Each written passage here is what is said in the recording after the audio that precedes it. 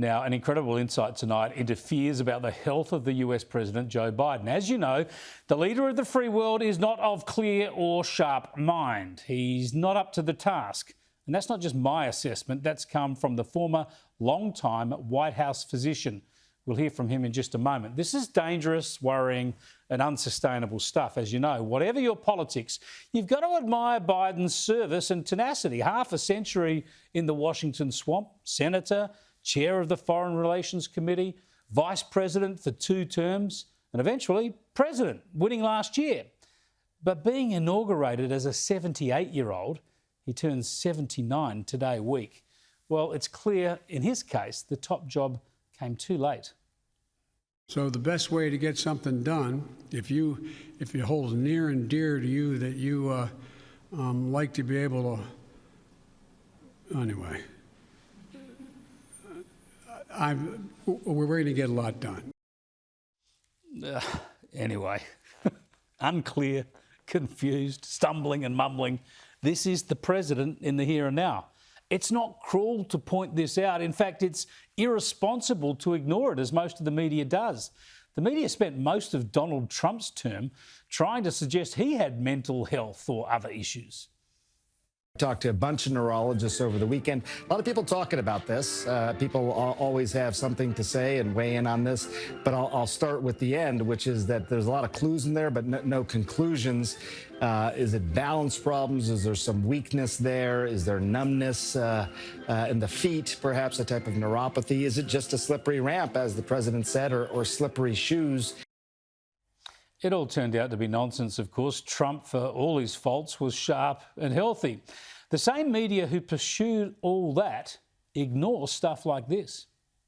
President Biden trips, not once, not twice, but 3 times as he tries to climb the stairs to Air Force One today. It was very, very windy at Joint Base Andrews, and that may have contributed to it.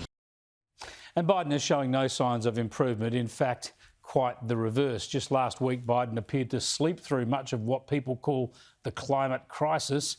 And often we don't know what he's talking about, and neither does he. One of the reasons why I decided to talk about the need to deal with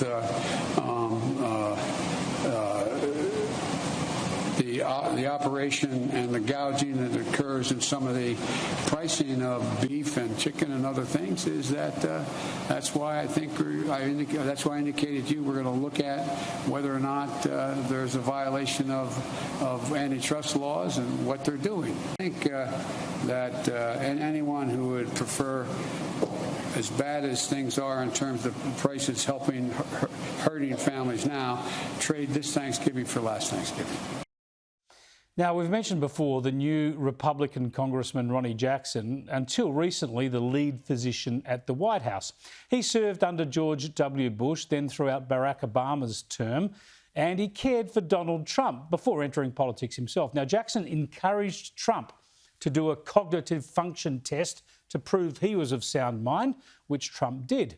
And now Jackson has pushed publicly for Biden to do the same. And in a podcast this month, Jackson reaffirmed his view of the president's mental and physical state. I know what that job entails, both physically and mentally, and how demanding it is. And I can tell you right now, I'm 100% sure that Joe Biden is incapable of doing that job. This ex-military doctor, a Republican congressman who spent most of his time in the White House caring for the Democrat President Obama, revealed an exchange with the former president that betrays the political volatility of discussing Joe Biden's health. I just tweeted out, I retweeted that whatever they had said, whatever Biden had done, and I just put, all I treated was wow, W-O-W, wow, with an exclamation mark. Wow, does anybody remember the cognitive test that I gave at Real Donald Trump? Looks like somebody else needs a test. That's all I said, period. I drove down the road about another 20 minutes, ding, I got an email from President Obama, a scathing email. He just tore me up, an entire page about how disappointed he was in me and how it was beneath me as a physician and beneath me as an officer in the military to be attacking Joe Biden like this, and it was a betrayal of the trust that he and his administration had put in me, and he was so disappointed in me and yada yada, and he hoped that I would do a better job in the future, and it was unbelievable. It just really hit a nerve with a lot of people. Yeah, it's going to hit a nerve, all right. This is a terrible situation, and of course, partisan politics is going to be played out. But the worries about the president are real and obvious, and they're compounded by the inadequacies and lack of experience we see in his vice president, Kamala Harris. The leadership of the land of the free and the home of the brave has seldom looked so feeble and uncertain.